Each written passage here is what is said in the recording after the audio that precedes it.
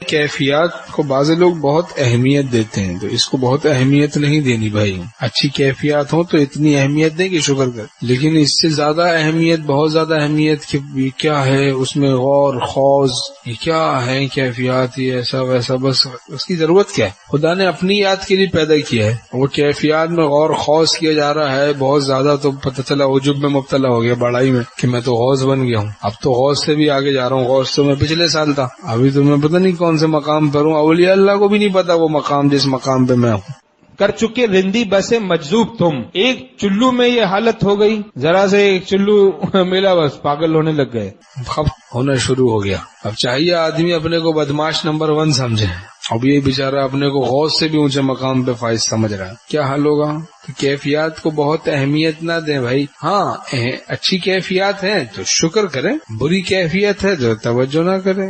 گناہ اس کا سبب ہے تو گناہ سے بچیں، بری کیفیت کا سبب گناہ ہے تو گناہ سے بچیں. تو کیفیات محمود ہیں، مقصود نہیں. اچھی ہیں، نعمت ہے، شکر کریں، مقصود نہیں. اصل عمل ہے تقویٰ، تقویٰ ہے تو سب کچھ ہے. تو بہرحال غیر اختیاری چیزوں کو علامت کمال نہیں سمجھنا ہے. کوئی اچھا خواب دیکھ لیا، بہت بڑا کمال سمجھ کے غافل ہو گئے خدا سے، عجب اور بڑائی میں مبتلا ہو گئے. تو اس کو اچھے خواب نے تو غفلت میں، گناہ میں مبتلا کر دیا اپنی غفلت کی وجہ سے. تو شکر کرنا ہے، شکر.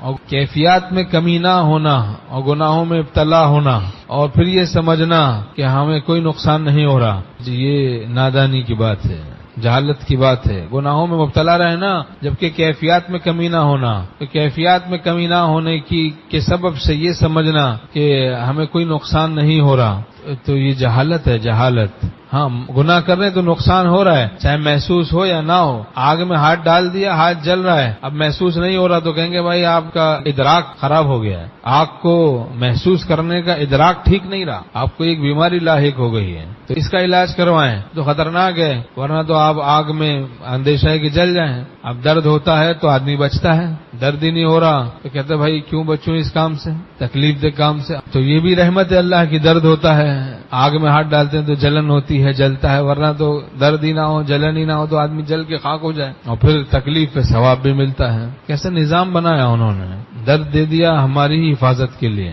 جہاں سے گناہوں سے بچنا ملے، ایک بھی کیفیت نہ ملے، سمجھ لیں خالص دین مل رہا ہے. اور کیفیات بھی مل جائیں تو کوئی بات نہیں بھائی، نور علی نور. اور لاکھ کیفیات ملے ہیں لیکن گناہوں سے نہ بچنا سکھایا جائے تو یہ محض کیفیات تو دین نہیں. وہ تو سانپ پر بھی طاری ہوتی ہے، حال طاری ہو گیا، کیا ولی اللہ صاحب نسبت ہو گیا سانپ.